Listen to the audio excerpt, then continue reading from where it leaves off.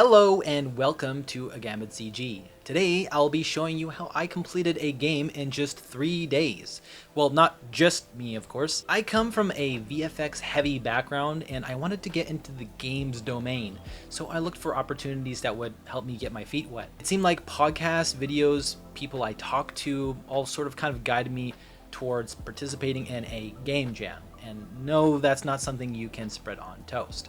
If you don't know, a game jam is essentially a challenge where you join up with a team to create a game in a set amount of time. Sometimes it's weeks or days. In this case, for me, it was 3 days. Also, some people do this solo, and I decided to join a group with 3 other people. The game jam I joined was run by Scorespace, and Scorespace requires you to have a leaderboard, which is already one of the considerations to make for making a game. And at the beginning of the game jam, they released the theme, basically the concept you have to shape the game around. The theme for this game jam was mutation. For us, things started off really well. Our team was made up of a Unity developer, a level designer, a sound guy, and me, the character guy. We started throwing around different concepts, but then I thought, wouldn't it be cool to play a mutating mushroom?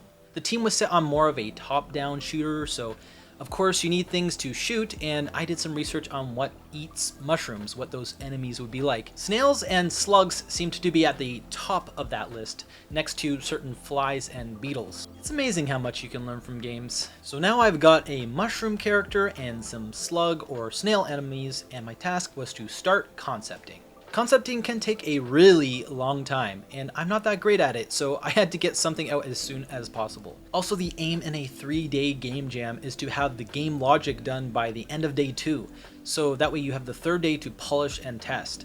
And I made some sketches for what I wanted this mushroom character to look like, and starting to think about how he could mutate.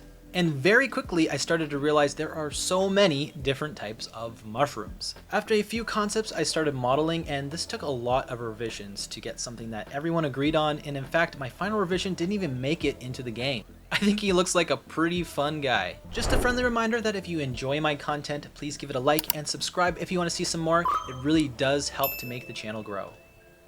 I had not really animated much more than a bouncing ball before, so animating this character was a real challenge. Luckily, I have developed my own pipeline for everything from modeling to animation and look dev, so I have the process mostly streamlined. This is where everything started to break down. Originally, the character was meant to be one mesh and mutate into a big bulky character, but we found that once the body shape changes, the joint pivot now is in the wrong position, and that requires a whole lot of work and development that we just don't have in a 3-day game jam.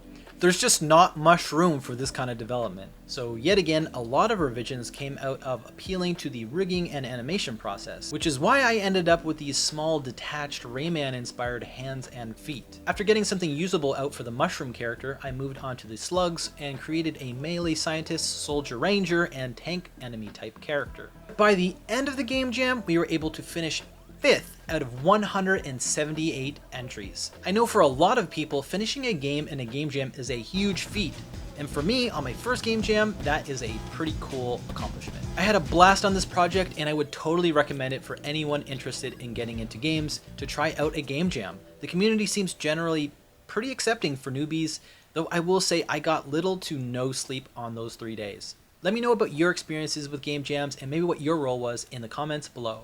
That's all I have for this episode. Until next time.